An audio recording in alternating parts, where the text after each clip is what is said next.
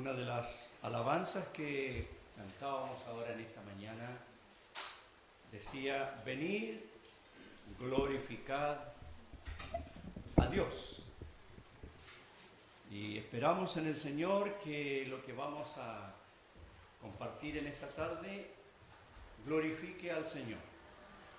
No solamente las alabanzas glorifican al Señor, la oración, también la lectura y la exposición de las Escrituras.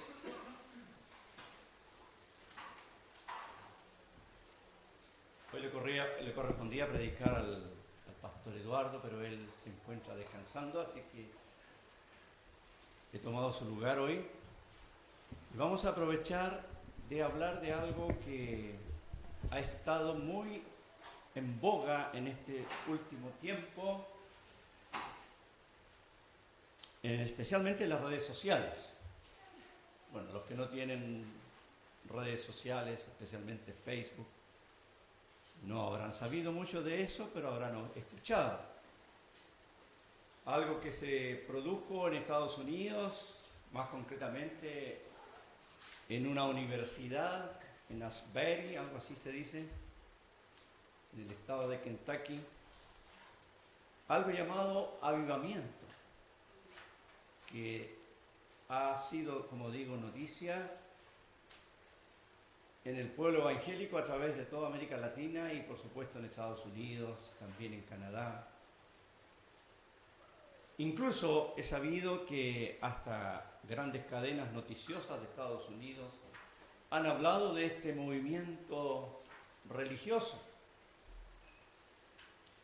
Y sobre el particular, mis hermanos, se han dicho tantas cosas, a favor, en contra. He sabido incluso de un matrimonio de pastores de Viña del Mar que viajaron allá, lo pude escuchar de labios de ella, para poder también recibir aquello especial que se estaba produciendo allí.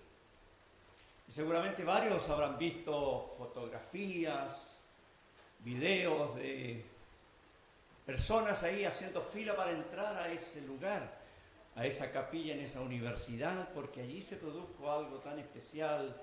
Dicen a partir de un devocional que allí se hace, porque se dice que es una universidad cristiana,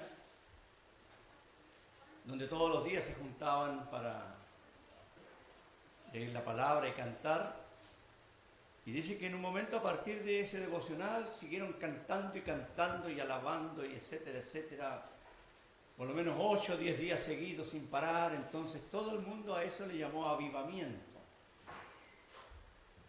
Y es muy probable que para más de alguien pueda llamar a confusión. ¿De qué se trata eso?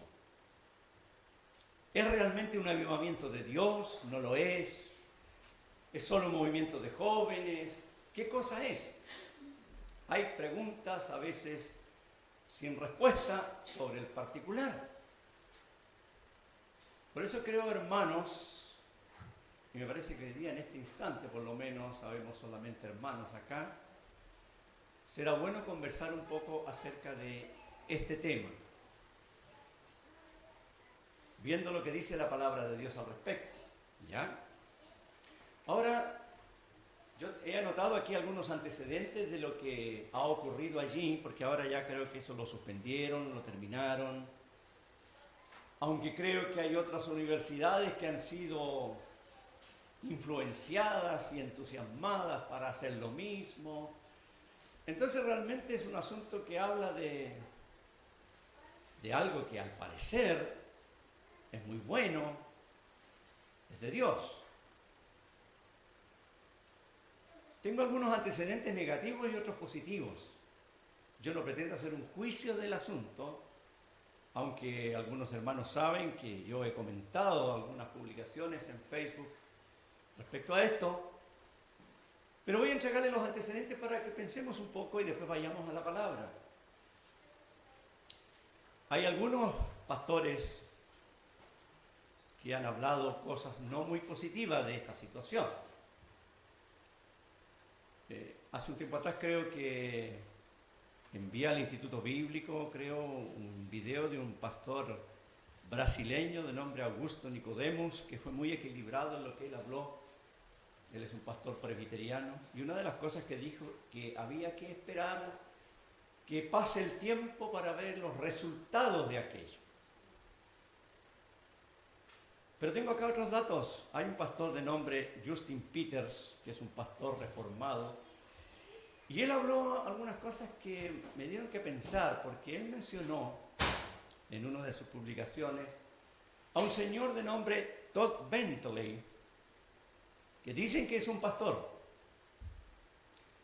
pero que es un pastor que ha sido excomulgado de varias iglesias en las cuales él ha estado porque es un adúltero y actualmente vive con una amante. Y él, como fue excomulgado de varias iglesias, se fue a una de las llamadas iglesias de la prosperidad, por supuesto para seguir ganando dinero, porque es lo que hacen los pastores de esos grupos. He tenido ocasión de ver videos como él pretende decir que el Espíritu Santo vota a las personas, pero para poder hacerlo les pega un rodillazo y entonces caen. Y es un hombre realmente no de Dios. Y este hermano reformado decía que este pastor estuvo varios días en este evento y se sintió muy bien él allí. Evidentemente una persona que tiene ese tipo de vida, que se sienta bien en ese tipo de avivamiento, da como para pensar, ¿no les parece? Ahora, él habló también que algunos de los músicos que estaban allí tocando por varios días eran músicos, algunos de ellos homosexuales. Y esto lo confirmó otro pastor que se llama Josué Enior, que es un pastor latino muy conocido. Y él habló que existe un grupo que se denomina los estudiantes queer, creo que así se llama, se dice el término. Las letras son Q-U-E-E-R, así que supongo que es queer, algo así. Y es un grupo, o más bien dicho, este término, dice él que es como un paraguas que incluye, escuchen, todas las orientaciones e identidad de géneros no tradicionales, es decir, todas las desviaciones sexuales están incluidas en ese movimiento queer. Y varios de esos jóvenes que estuvieron tocando varios días allí son de ese movimiento. Estoy hablando cosas negativas de lo que ha pasado allí. Además de eso, este pastor Josué mencionó de que la música que presentaron allí ha sido de pronto una mezcolanza de varias fuentes, algunas de ellas con enseñanzas heréticas, ¿ya? Y lo último que él mencionó, que aquella universidad donde se realizó este asunto es una universidad que aboga y ordena abiertamente el pastorado femenino, que sabemos, mis hermanos, como lo dijimos ayer también, no está en las Escrituras. Ahora, si uno empieza a mirar todos esos antecedentes negativos, evidentemente dice, bueno, ¿será de Dios? ¿No será de Dios? Alguien por ahí comentó que teníamos que seguir el consejo de Gamaliel. Gamaliel dijo, si esto que hacen estos hombres es de Dios, va a permanecer, si no es de Dios, se va a terminar. Y es un buen consejo también. Ahora, he buscado por ahí, ayer estuve escuchando a un pastor español que seguramente algunos conocen, que se llama Juan Manuel Vaz, es muy conocido él, y dio algunos antecedentes positivos. Él habló en el siguiente sentido, porque él dijo, he tenido ocasión de estar viendo videos mientras trabajo para saber de qué se trata. Y él vio mucha gente orando allí. Eso no es malo, ¿cierto? ¿O es mal orar? No, es buenísimo. Mucha gente orando, mucha gente alabando a Dios, jóvenes leyendo la Biblia por ratos ahí sentados. Y qué bueno que lo hacen, ¿cierto? Él dijo la música no era una música fiestera, para andar ahí moviéndose como se mueven en muchos lugares. No había gente rodando con ese tipo de espasmos que algunos hacen con esas llamadas manifestaciones.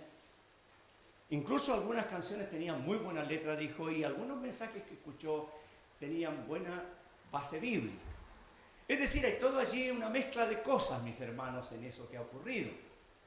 Ahora no estoy diciendo con esto que eso es bueno o eso es malo, estoy presentando los antecedentes para que sepamos lo que ha ocurrido allí Y por supuesto para que cada uno de nosotros podamos tomar, no digo una posición, sino pensar sobre este asunto. Porque esto de los llamados avivamientos no es nuevo.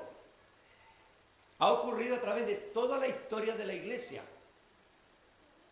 Yo tengo una Biblia que me regalaron unos hermanos, una Biblia de estudio muy buena, y él hace, este hermano allí, el editor, tiene un listado de por lo menos 18 a 20 avivamientos que ha habido durante 2000 años en la Iglesia. Algunos bastante conocidos, otros menos conocidos, pero muy interesante. Así que esto que ha ocurrido allí ha sido motivo de mucho revuelo. Además que estamos en la época de la información al instante, sabemos, ¿cierto? Hubo avivamientos donde no existía nada de estas cosas como Internet, el Facebook y tantas cosas más que tenemos, pero ahora todo se sabe en el instante y por supuesto hay un punto muy clave en esto: todo se puede editar.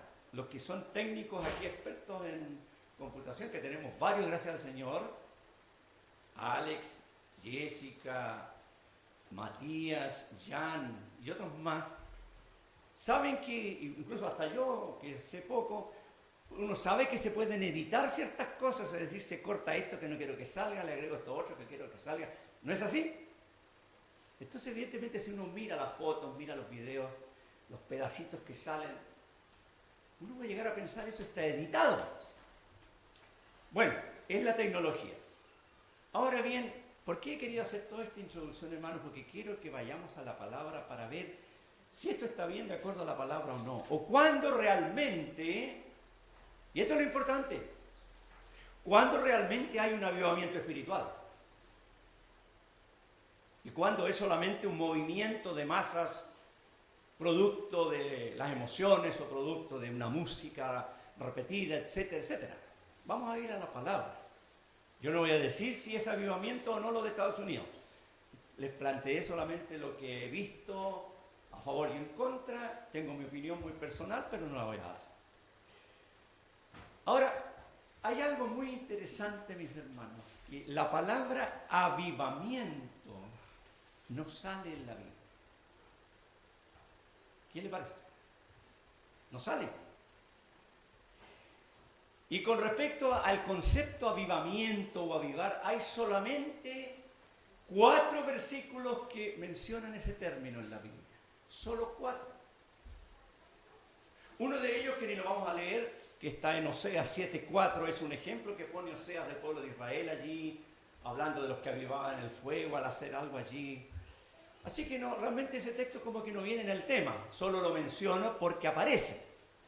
Si alguien quiere anotarlo, lo anota, Oseas 7:4, y lo lee después en su casa. Hay otros 3 versículos, 2 de ellos en el Antiguo Testamento y uno solo en el Nuevo Testamento. ¿Qué le parece? Vamos a buscar, abra su Biblia en el Salmo 119, versículo 37. Salmo 119, versículo 37.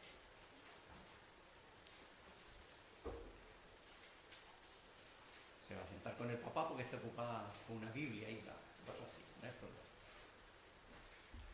Aquí el autor del Salmo, que sabemos, o sea, no sabemos que haya sido David, puede que haya sido, puede que no. En el verso 37 de este Salmo tan largo dice: aparta mis ojos que no vean la vanidad y avívame en tu camino. Es una petición del salmista que él hace a Dios. Aparta mis ojos que no vean la vanidad, avívame en tu camino. Buena petición que yo creo que incluso los creyentes debiésemos hacer, ¿verdad? Señor, avívame. Pero nos vamos a encontrar con una sorpresa respecto a eso, ya después. Vamos ahora al libro de Habacuc. Sí, hermanos, está en la Biblia Habacuc, ¿eh? Está antes de Sofonías. Es un profeta de los llamados menores. Habacuc, capítulo 3. En el capítulo 3 vemos aquí a Habacuc orando al Señor. Y yo sé que la mayoría de nosotros conocemos la última parte de la oración, cuando él dice: aunque la higuera no florezca ni en las vides, ¿cierto? Conocemos la última parte. Pero mire cómo comienza él allí en el capítulo 3, en el versículo, leamos el 1 y el 2. Dice, ¿lo encontró, cierto? Si no lo encontró, escuche. Oración del profeta Habacuc sobre Sigionot, ese es un término musical. Y él dice en el verso 2, oh Jehová, he oído tu palabra y temí. Oh Jehová, aviva tu obra en medio de los tiempos hazla conocer. Y él sigue orando. Ahí está la palabra aviva. Oh Jehová, aviva tu obra. Y lo que le dice Habacuc a Dios es cierto. El que aviva la obra de Dios es Dios. Eso no se produce por esfuerzos nuestros, ni por emoción nuestra, sino que Él es el que aviva la obra, y como dice acá Habacuc, en medio de los tiempos. Y a través, como digo, de los 2000 y tantos años que tiene la Iglesia, ha habido precisamente momentos cuando Dios ha avivado su obra. Él ha usado creyentes, hombres consagrados a Dios para que la obra se avive. Porque de repente se empezaba como a apagar. Así que si se produce algún movimiento así, que en lo personal me gusta más usar otro término, que es el que voy a seguir usando después, es Dios el que lo hace. Y cuando Habacuc le pide a Dios, es una buena petición. Y qué bueno sería que acá en la iglesia como congregación también le pidiéramos al Señor esto: Señor, aviva tu obra aquí. Ahora, veamos en el Nuevo Testamento la única vez que sale, y yo sé que hay varios hermanos aquí que saben quién le dijo a quién estas palabras, porque ayer durante el taller las mencionamos. Segunda carta a Timoteo, capítulo 1. Y es la única vez que sale el concepto de avivar en el Nuevo Testamento. Qué extraño, ¿cierto? Y cómo se usa tanto la palabra avivar, avivamiento, cuando en la Biblia casi no sale. Segunda carta de Pablo a Timoteo, capítulo 1, versículo... Vamos a leer el contexto mejor, desde el 3 hasta el 7. Tomemos el tiempo para leerlo. Pablo le dice a Timoteo: doy gracias a Dios, al cual sirvo en mi espíritu... Perdón, me equivoqué, estaba pensando en otro pasaje. Al cual sirvo desde mis mayores con limpia conciencia, de que sin cesar me acuerdo de ti en mis oraciones noche y día, deseando verte, al acordarme de tus lágrimas para llenarme de gozo, trayendo a la memoria la fe no fingida que hay en ti, la cual habitó primero en tu abuela Loida y en tu madre Eunice, y estoy seguro que en ti también. Por lo cual te aconsejo que avives el fuego del don de Dios que está en ti por la imposición de mis manos, porque no nos ha dado Dios espíritu de cobardía, sino de poder, de amor y de dominio propio. Ahí está el concepto avivar, y está allí en el versículo 6, cuando Pablo, después de recordar a Timoteo la fe no fingida que él tenía, le dice: te aconsejo, Timoteo, que avives el fuego del don de Dios que está en ti. Y este es un consejo para él, y por extensión es un consejo para todos los hijos de Dios. Todos los que aquí ya somos creyentes en Jesucristo, como lo estudiábamos bien ayer en el taller, y yo creo que muchos ya lo sabían. Todos hemos recibido por lo menos un don espiritual de parte de Dios. ¿Y qué quiere el Señor? Que se avive aquello, que se mantenga avivado, porque es un don del fuego de Dios. Ayer lo mencionábamos, que hay un pasaje en Romanos cuando Pablo le dice a los creyentes que fueran fervientes en el Espíritu, y eso significa literalmente que fueran hirvientes en el Espíritu. Es la única vez cuando sale el concepto avivar en el Nuevo Testamento, y es un consejo de Pablo a Timoteo, y como digo, por extensión, a nosotros. Ahora bien, ¿qué vamos a hacer con esto entonces? Si en la Biblia nos sale el concepto de avivamiento así de tipo grupal, no se preocupe. Antes de ver eso, ¿Qué es avivar? Bueno, yo sé que la mayoría puede saber aquí. Yo busqué en el diccionario de la Real Academia Española, edición 2022, es la última que tengo. Todos los años la actualizan. Y allí estuve viendo algunos significados del término avivar. Bueno, avivamiento, dicen, es la acción de avivar. Entonces, avivar es dar viveza, animar, encender, acalorar, hacer que algo arda más. Y yo creo que todos lo entendemos, ¿verdad? Cuando ahí se está haciendo una fogata y se empieza a apagar ya la fogata, entonces vienen algunos y meten más ramitas, ¿cierto? Y se aviva el fuego. Así que es fácil. Ahora, antes de ir a la Biblia, aunque ya la estamos mirando, en esa Biblia que me regalaron estos hermanos, de lo cual estoy muy agradecido, encontré una definición de avivamiento que alguien hizo. No tengo idea quién fue. Pero se las quiero leer porque realmente es lo que significa un avivamiento espiritual. Ya voy a empezar a usar la palabra que me gusta a mí, pero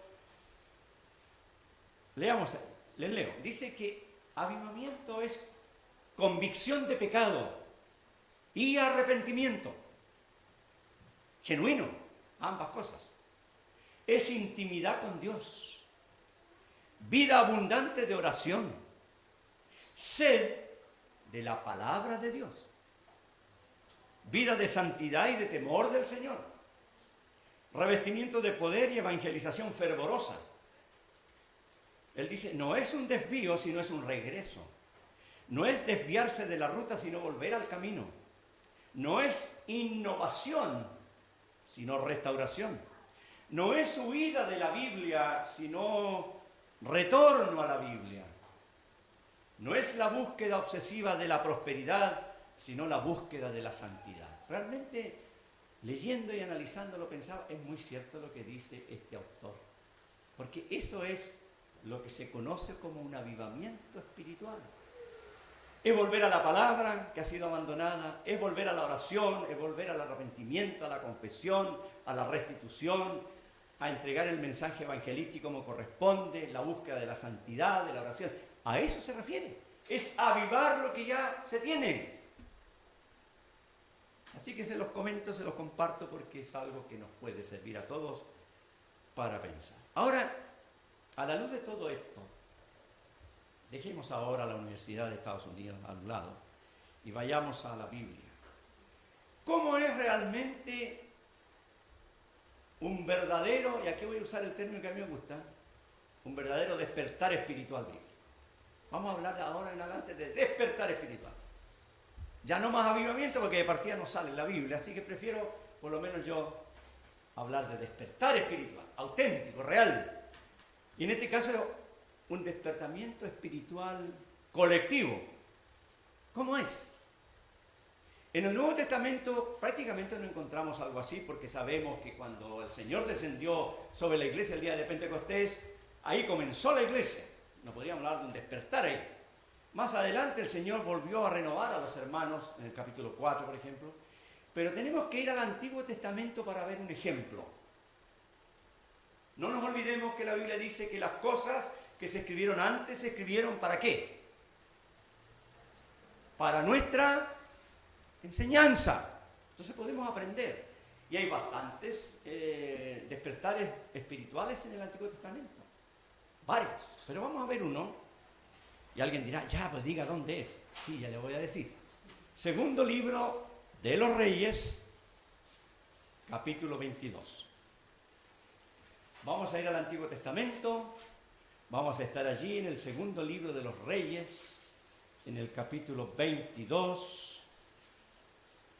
Y realmente es una historia muy impresionante que vamos a encontrar acá. Y vamos a estar el resto de la reunión prácticamente en estos dos capítulos, capítulo 22 y capítulo 23 de segundo libro de los Reyes. Y vamos a ver, mis hermanos y amigos, que el avivamiento, perdón, se me va la palabra, este despertar comenzó con una persona.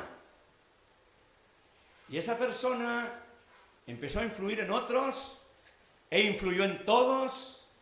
Y al final hubo una vuelta a la palabra de Dios, a las cosas espirituales, algo realmente impresionante. Yo sé que algunos hermanos han leído estos capítulos, pero puede que muchos no lo hayan hecho. Es un relato que conviene ver. Segundo libro de Reyes, capítulo 22. Y leemos aquí en el versículo 1, cuando Josías comenzó a reinar, era de 8 años. Y reinó en Jerusalén 31 años. El nombre de su madre fue Jedida, hija de Adaía de Boscat.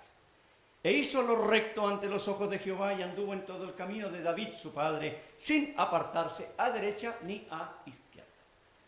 Aquí encontramos un personaje, un rey llamado Josías. Después de él hubo 4 reyes más y se acabó el reino de Judá porque fue llevado en cautiverio, tal como el hermano Miguel enseñaba en las aventuras bíblicas.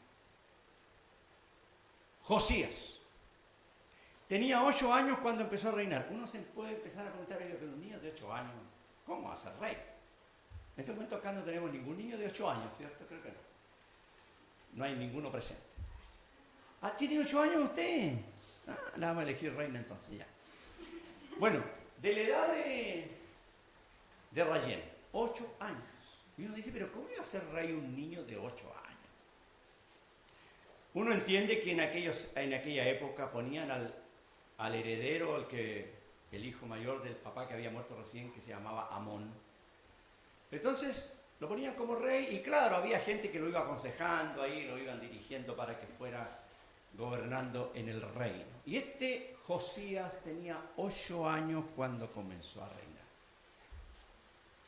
Su nombre significa Jehová sana, un nombre muy significativo. Este Josías, él había tenido su bisabuelo, está la historia en la Biblia, que se llamó Ezequías. Yo creo que varios han leído su historia. Ese rey que Dios le dio 15 años de vida, ¿se acuerdan cuando se iba a morir? Ezequías significa la fuerza de Jehová. Interesante los significados de los nombres del bisabuelo y de él. Y ese rey Ezequías, si usted lo ve, había hecho el despertar anterior. Este bisabuelo, el despertar espiritual anterior del reino de Judá lo había hecho Ezequías. Usted puede retroceder después de algunos capítulos y en la tarde, después que almuerce, después que duerma la siesta, puede buscarlo y los leer. Pero sabe que eso fue el bisabuelo, porque cuando uno sigue leyendo la historia ahí, el abuelo de Josías llamado Manasés fue el rey más malo de todos. Imagínense. El papá Ezequías había sido un rey, pero que buscó al Señor y tuvo un despertar espiritual con el pueblo. Y el hijo llamado Manasés fue malísimo. Fue tan malo que después el castigo de Dios ya no lo iba a perdonar en el pueblo a causa de Manasés. Fue pero malo, malo, malo. Cuando murió Manasés, su hijo Amón reinó. También fue un rey malo. Y después reinó Josías. Así que si uno puede mirar atrás, digamos, los antecedentes familiares, ni el papá ni el abuelo habían sido gran cosa, nada. El bisabuelo sí. Y ahora Josías comienza a reinar allí en Judá. Evidentemente el reino tiene que haber estado bastante mal con su papá Amón y su abuelo Manasés. Ahora, lo interesante de este Josías no sale aquí en Reyes, sale en Crónicas. Dice que cuando él, a los 8 años de su reinado, comenzó a buscar al Señor. Es fácil, ¿cierto? 8 más 8. 16 años tenía. Y comenzó a buscar al Señor. Me gusta pensar en eso. Era un adolescente de 16 años y comenzó a buscar al Señor. Normalmente los adolescentes de esa edad no buscan al Señor, ¿cierto? No. Pero Josías lo hizo. Pese a los malos antecedentes del papá y del abuelo, vuelvo a insistir, empezó a buscar al Señor. Después dice la Biblia que cuando tenía 20 años, todo esto está en 2 Crónicas, usted puede verlo después, capítulo 34, verso 3. Cuando tenía 20 años, comenzó a hacer una limpieza en Jerusalén y en Judá por iniciativa propia, empezó a limpiar de ídolos y cosas así. Pasó el tiempo y leamos ahora aquí en el versículo 3, donde tenemos abierta la Biblia en 2 Reyes, capítulo 22. Espero que no la haya cerrado, téngala abierta, porque la vamos a estar mirando. A los 18 años del rey Josías, dice, es decir, tenía ahora ya 26 años. Joven, ¿eh? ¿Hay alguien de 26 años aquí? Probablemente no sé. No, Alex tiene 26 años. No. Acá en Coquimbo sí puede ser, pero no. Dice que a los 18 años del rey Josías envió el rey a Safán, hijo de Azalía, hijo de Mesulam, escriba, a la casa de Jehová diciendo. Ahí le dio un encargo de ver un asunto de los que estaban reparando la casa de Jehová allí. Leamos el versículo 8, avancemos al verso 8. Entonces dijo el sumo sacerdote Hilcías al escriba Safán, a ese hombre que Josías había enviado: he hallado el libro de la ley en la casa de Jehová.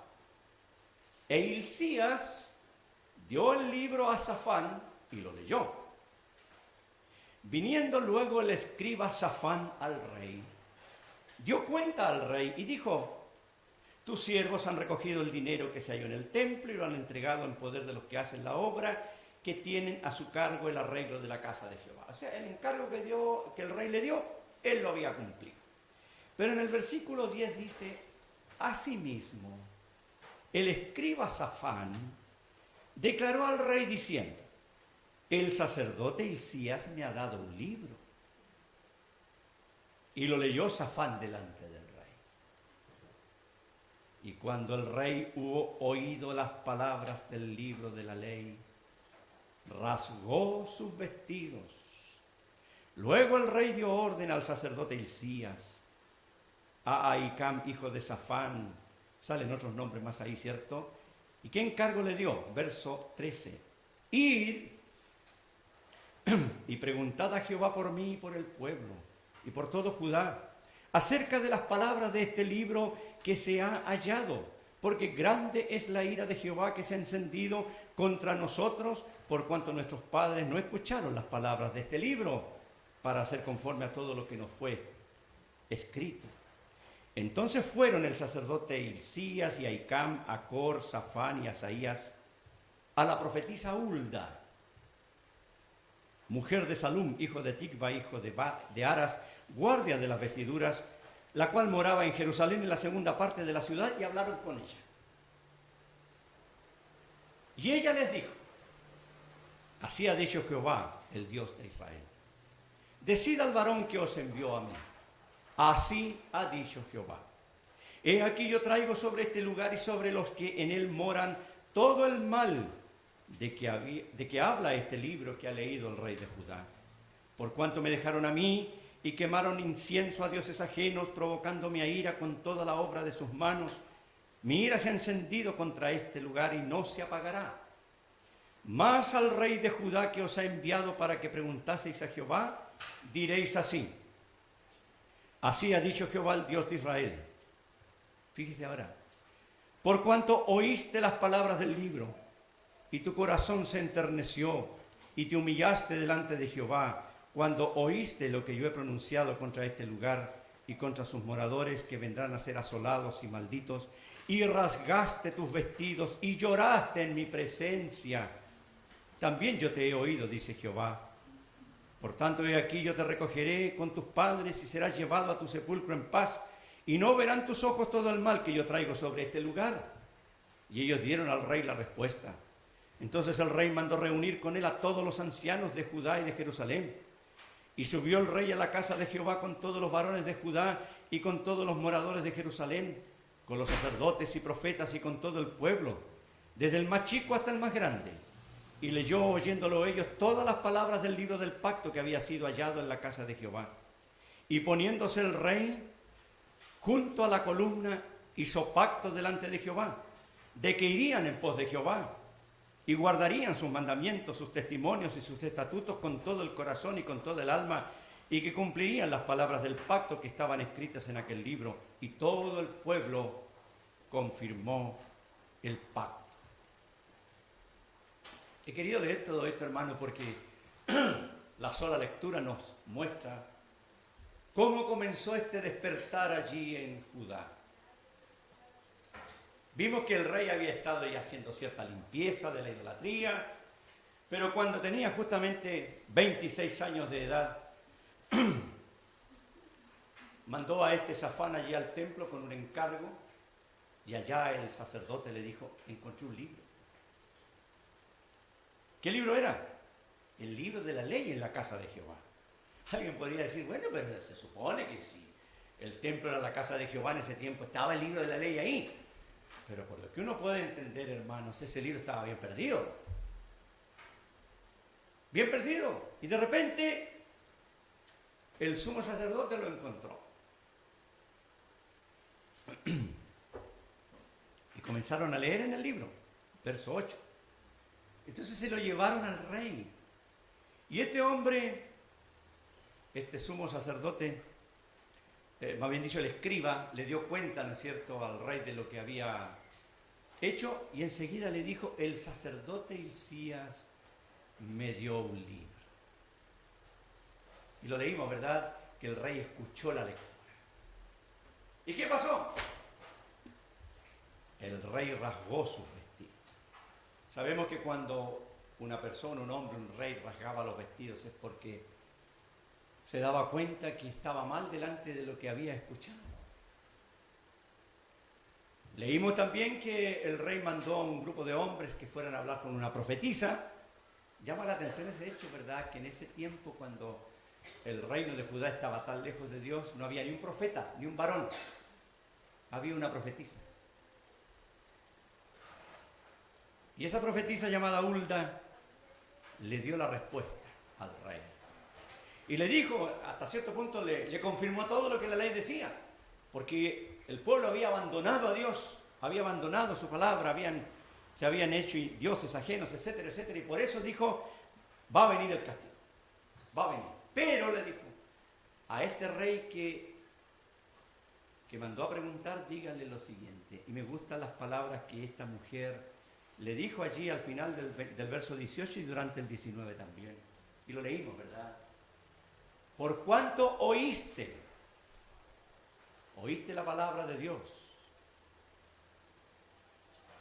tu corazón se enterneció,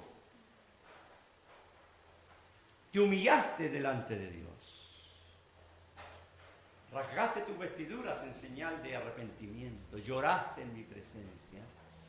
Esto no va a venir en el tiempo tuyo. El castigo va a venir, pero no en el tiempo de Josías. Y vino 4 reyes después. Qué interesante, hermanos, lo que pasó con Josías. Un hombre de 26 años. Que por iniciativa propia había empezado a buscar al Señor desde que tenía 16 años. Que después empezó a limpiar un poco la idolatría que veía. Pero cuando fue enfrentado a la palabra de Dios, se desmoronó delante de la palabra de Dios. Se humilló, se arrepintió, lloró, porque se dio cuenta cuánto pecado había allí.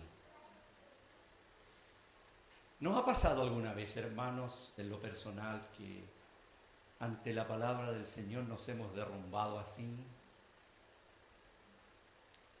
Hace falta que nos ocurra más seguido, porque de pronto la vida que llevamos, un cristianismo light, una cosa así de día domingo por la mañana y nada más, y el resto ocupados en tantas cosas del mundo que muchas son legítimas, pero la mayoría no lo son. Es necesario de pronto volver a la palabra, y a veces la palabra nos va a sacudir, como sacudió a Josías. Ahora, yo mencionaba el hecho de que encontraron el libro allí. Bueno, sabemos que no era un libro, seguramente era un rollo. Lo encontraron en el templo, quizás ¿dónde estaba escondido? Por ahí, en algún cuarto, metido debajo de otras cosas, lleno de polvo. Y era el templo de Dios y la palabra de Dios estaba escondida ahí. El Señor nos libre, mis amados hermanos, como iglesia, de que el libro se pierda. Que el libro de Dios se pierda en nuestra congregación. No estoy diciendo que se nos pierdan las Biblias, no. No estoy hablando en el sentido literal, sino en un sentido espiritual. Que nunca se pierda en esta congregación la palabra de Dios. El Señor, en su gracia y misericordia, ha permitido que algunos tengamos la responsabilidad enorme de entregar la palabra. Si el Señor no viene luego, aunque yo creo que va a venir bien luego, pero si no viniese luego, los que tenemos este privilegio y responsabilidad vamos a pasar seguramente, no vamos a estar. Y que los que vienen detrás ojalá mantengan el libro de la palabra de Dios firme en esta congregación, con sus verdades, con lo que dice la palabra de Dios, sin agregarle ni quitarle. Porque si no, hermanos, se corre el riesgo de que la palabra de Dios se pierda en medio del pueblo de Dios y no esté. Y esta es la gran tragedia de muchas iglesias evangélicas en el día de hoy, que la palabra de Dios se ha perdido allí completamente. Se hablan muchas cosas, pero no la palabra de Dios. Y si se toma la Biblia, se toma un poquito para motivar a la gente. En muchas iglesias ya no se predica la palabra, se dan mensajes motivacionales y la gente sale como en el aire para afuera porque como tan motivados que fueron por lo que le dijeron. Son príncipes de Dios, son princesas de Dios, son los campeones. Échale para adelante, tienes toda tu vida por delante, el Señor te va a prosperar, dale, dale, dale. Tú puedes. Sí, la gente sale feliz, pero lleno de pecado. Allí se había perdido en el pueblo de Dios por años la palabra de Dios. Gracias a Dios que este rey cuando escuchó despertó. Y no solamente despertó él, hizo despertar a los líderes, hizo despertar al pueblo e incluso les hizo hacer un pacto. Y comenzó este despertar, que como dije comenzó primero con un hombre que buscó a Dios. Interesante el modelo.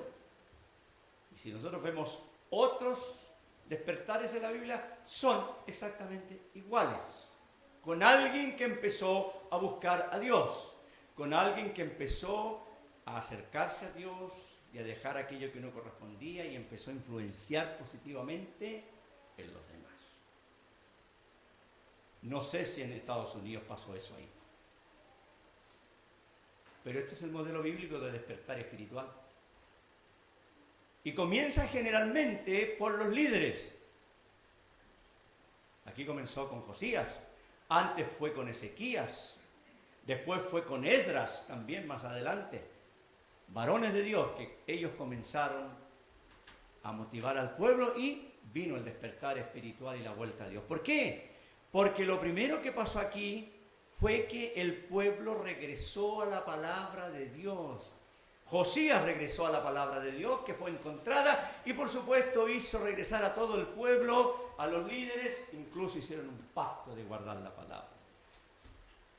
Y así comienzan los despertares bíblicos.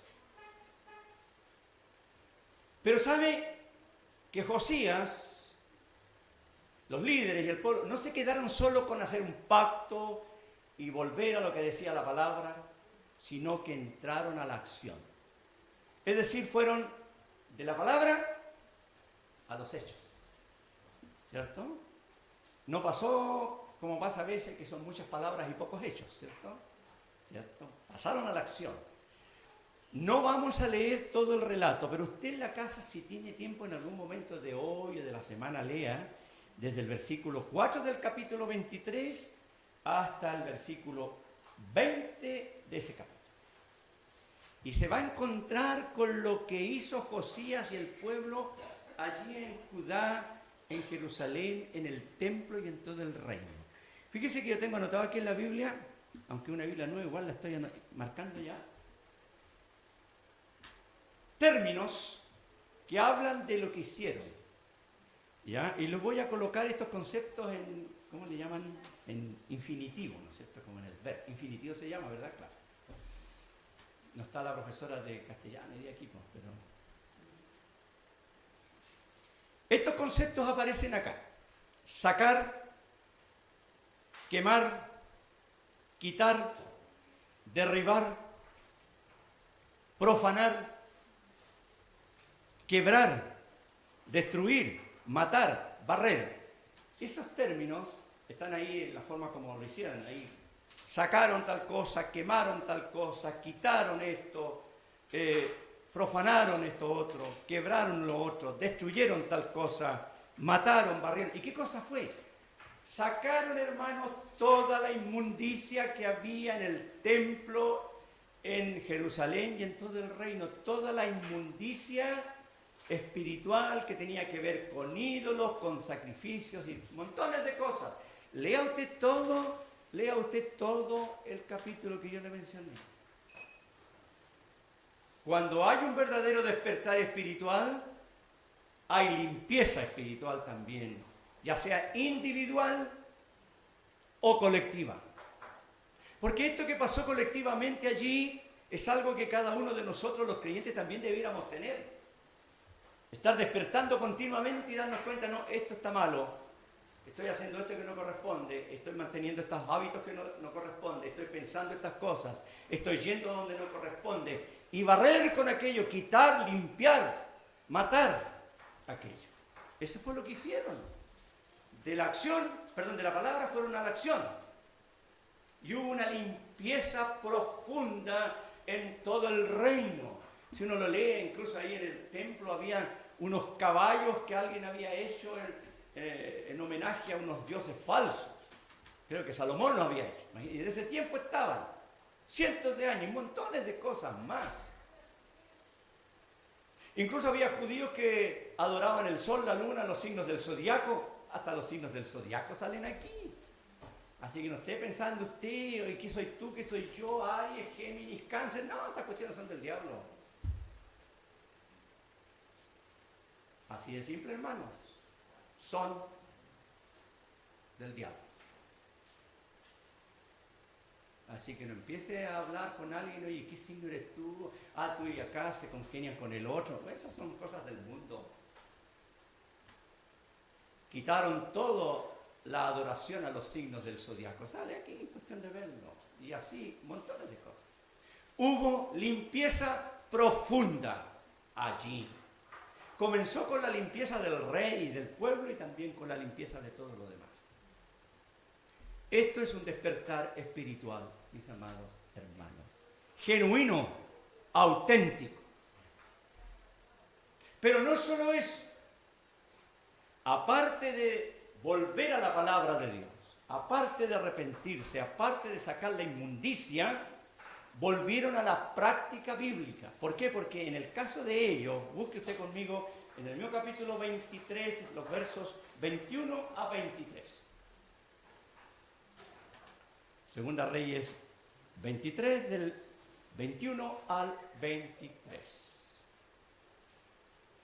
Dice, entonces mandó el rey, después de toda esa limpieza que habían hecho, entonces mandó el rey a todo el pueblo diciendo, haced la Pascua a Jehová vuestro Dios, conforme a lo que está escrito en el libro de este pacto.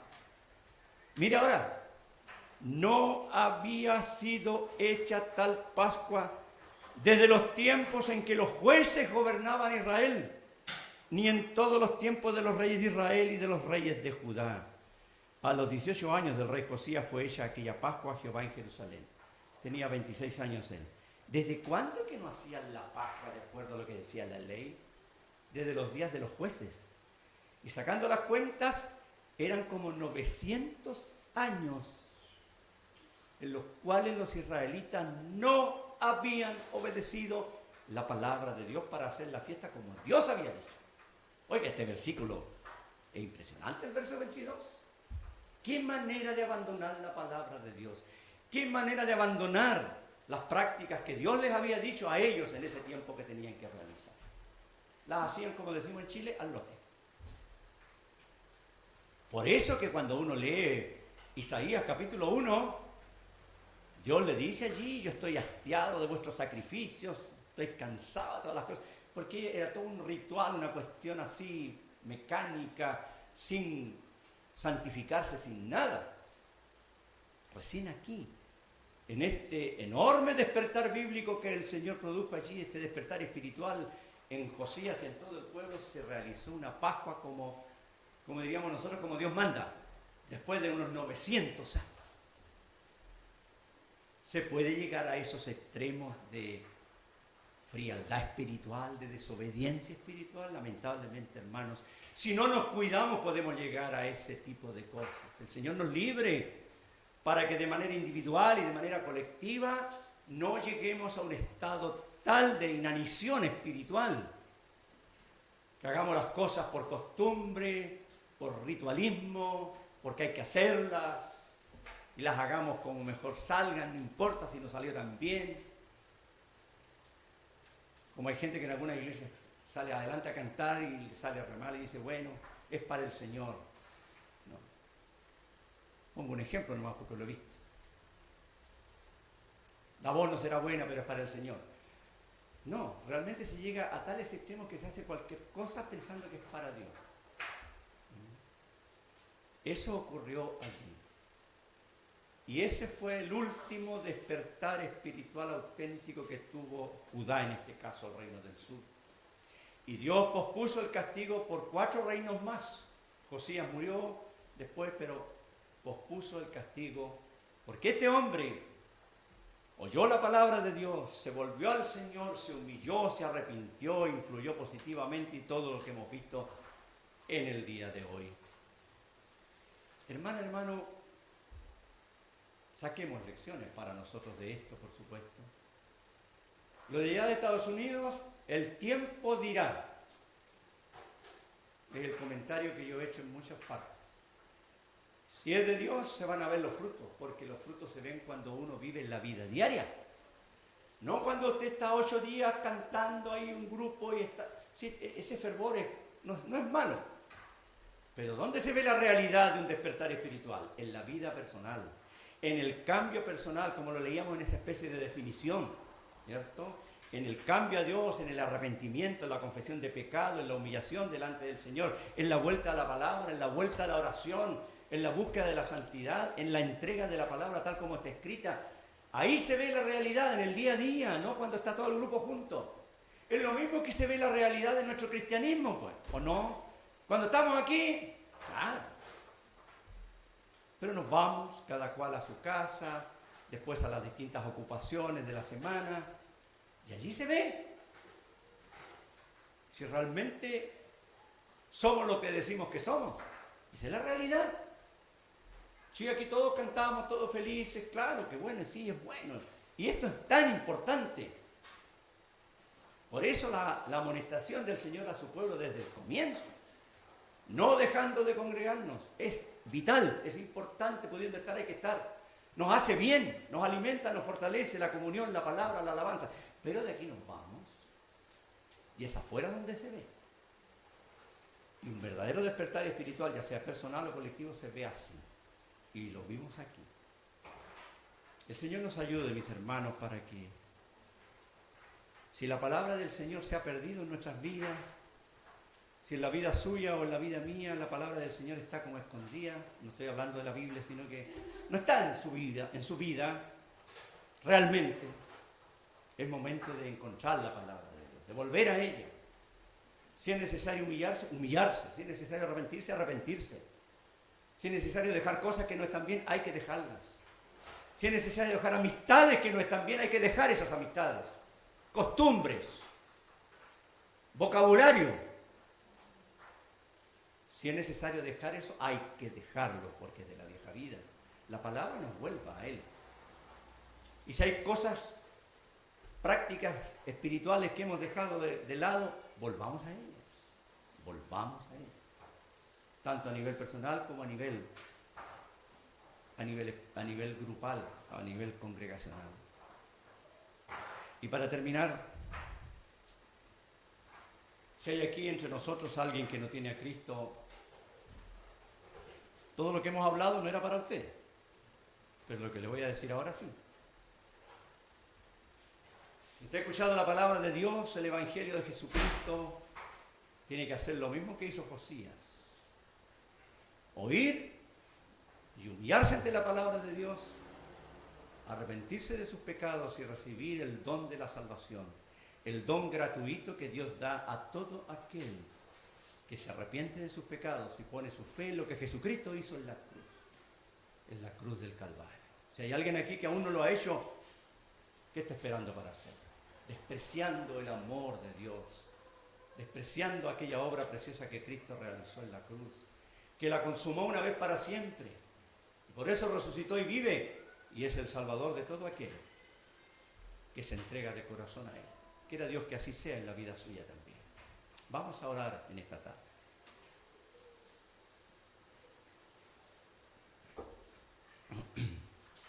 Padre bendito, te agradecemos porque hemos tenido tu palabra con nosotros, Señor, la cual nos habla al corazón. Nos habla a todos los que somos tus hijos, oh Señor, para que volvamos a ti en aquellas cosas en las cuales nos hemos alejado. Gracias porque hemos podido reflexionar en lo que es un verdadero despertar espiritual, como ocurrió con Josías en aquellos años, oh Dios, cómo limpiaron todo aquello que estaba mal en sus vidas y cómo volvieron a las prácticas de tu palabra. Ayúdanos, oh Señor, a cada uno en lo personal como hijos tuyos y también como iglesia a procurar siempre esto. Oramos también por amigos o amigas que están con nosotros y que no tienen a Cristo seguramente como Señor y Salvador, y oramos que tú obres en sus corazones para la salvación de sus almas, que dejen ya de despreciar el amor de Cristo y pongan su fe solamente en Él para ser salvos. Te alabamos, te bendecimos, Padre, y te damos gracias por este tiempo. En el nombre del Señor Jesús. Amén.